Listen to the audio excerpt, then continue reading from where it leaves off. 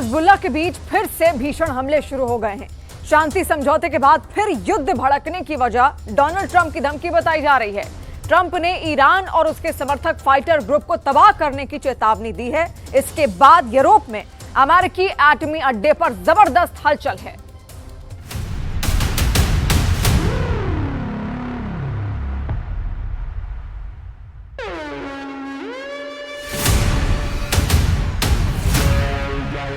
Trump का ऐलान, जलेगा पूरा ईरान। 20 जनवरी से शुरू होंगे एटमी धमाके।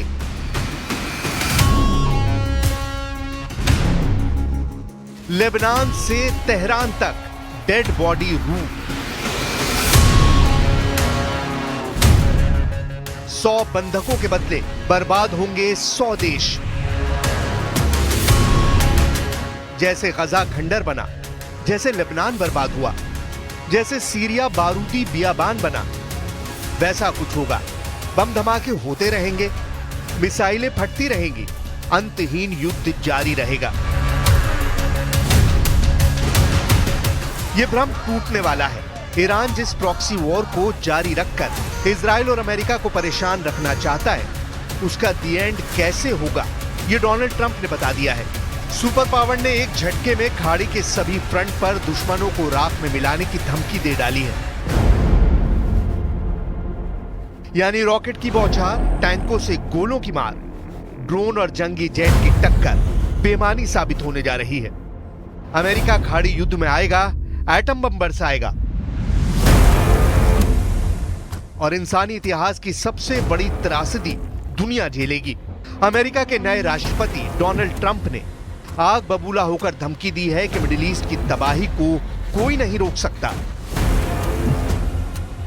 एटम बमों के सीरियल ब्लास्ट के लिए अमेरिका ने प्लान बना लिया है। कब, कहां और कितनी परमाणु चोट पहुंचाई जाएगी, इसका ब्लूप्रिंट पेंटागन से व्हाइट हाउस भेज दिया गया है। एटमी अटैक प्लान को प्रेसिडेंट ट्रंप 20 जनवरी को साइन करने वाले हैं। यह जानकारी किसी और ने नहीं, डोनाल्ड ट्रंप ने खुद दुनिया से साझा की है। ट्रंप ने धमकी दी है कि उनका सब्र जवाब दे गया है। इजराइल के दुश्मनों को सबक सिखाने के लिए अमेरिका अब सभी हदें पार करने के मूड में है। ट्रंप ने अपने बयान में कहा है कि अगर इजराइल के बंधकों को 20 जनवरी 2025 तक रिहा नहीं किया गया तो मध्य पूर्व में तबाही मच जाएगी। मैं उन लोगों पर सख्त एक्शन लूंगा जिन्होंने मानवता के खिलाफ ये अत्याचार किया है। जिन लोगों ने ये किया है उन्हें अमेरिका के इतिहास की सबसे बड़ी सजा दी जाएगी। सही समय पर एक्शन नहीं लिया गया तो अमेरिका ऐसी सजा देगा जो आज तक किसी को नहीं मिली है। अमेरिका के सभी टारगेट सेट हैं। इजरायली नागरिकों को बंधक बनाने वाले हमास फर्स्ट टारगेट है।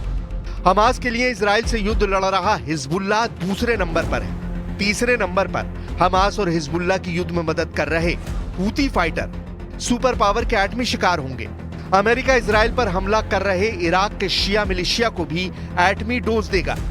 अमेरिका का 5वां और फाइनल प्रहार इन सभी फाइटर ग्रुप के सरगना ईरान पर होगा। असल में ईरान समर्थक फाइटर ग्रुप लगातार अमेरिका को चिढ़ा रहे हैं। सुपर पावर को भड़काने के लिए हमास ने बंधक बनाए गए अमेरिकी नागरिक के प्रोपोगेंडा वीडियो रिलीज किए, जिसे देखने के बाद ट्रंप का गुस्सा 7वें आसमान पर पहुंच गया। अमेरिकी इजराइल बंधक एडन अलेक्जेंडर के इस वीडियो को देखने के बाद से ट्रंप आउट ऑफ कंट्रोल हुए हैं। קוראים לי עידן אלכסנדר ואני אסיר בשבי החמאס יותר מ-400 אבא, אני קרוי סבא סבתא. כל יום שעובר הכאב מבפנים גודל. אני מתגעגע אליכם מאוד.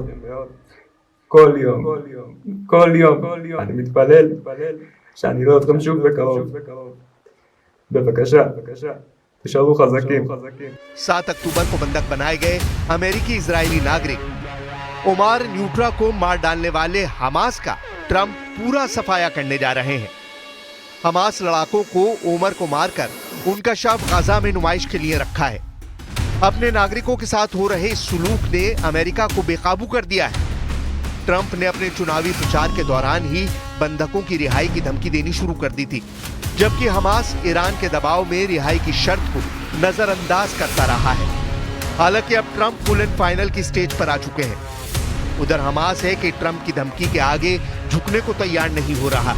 हमास के कार्यवाहक गजा चीफ खलील अल-हैया ने हाल ही में दावा किया था कि जब तक जंग खत्म नहीं होती बंधकों की रिहाई नामुमकिन है। हमास के कब्जे में फिलहाल कितने बंधक हैं, इसका सही नंबर किसी को नहीं पता।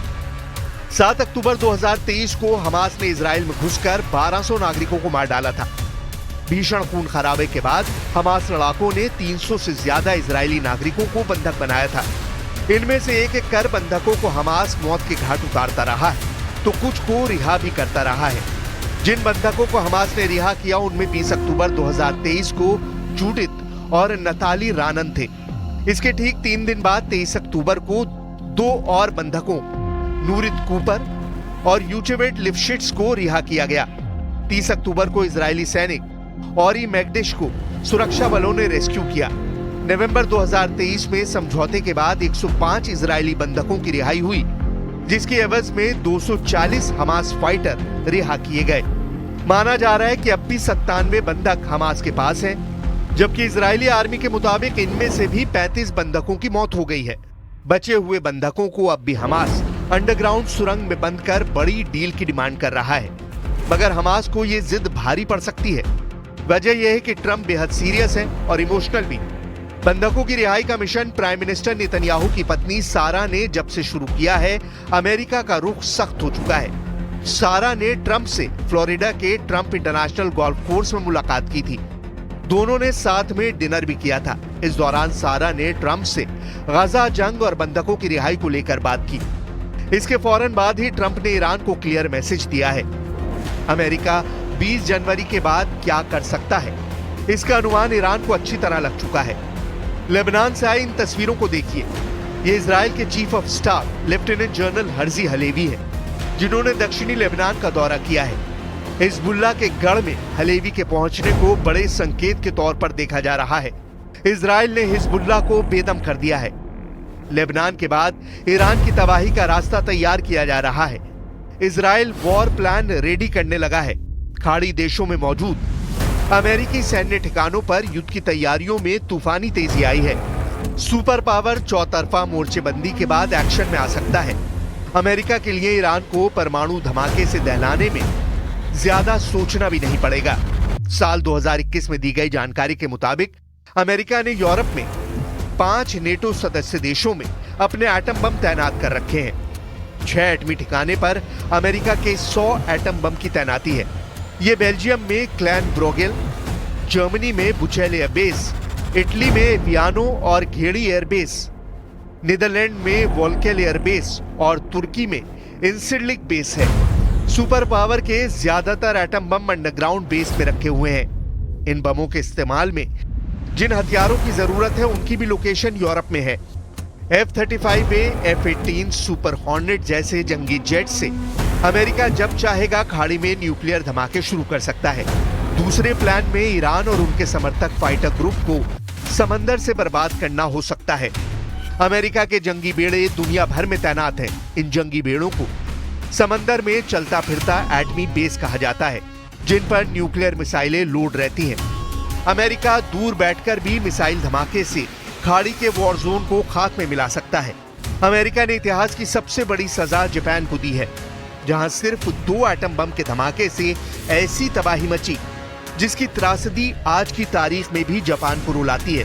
खाड़ी में ट्रंप ने एक बंधक के बदले 1 एटम बम का हिसाब लगाया है। ऐसे में 100 परमाणु बमों के ब्लास्ट के साइड इफेक्ट 100 से ज्यादा देशों को झेलना होगा।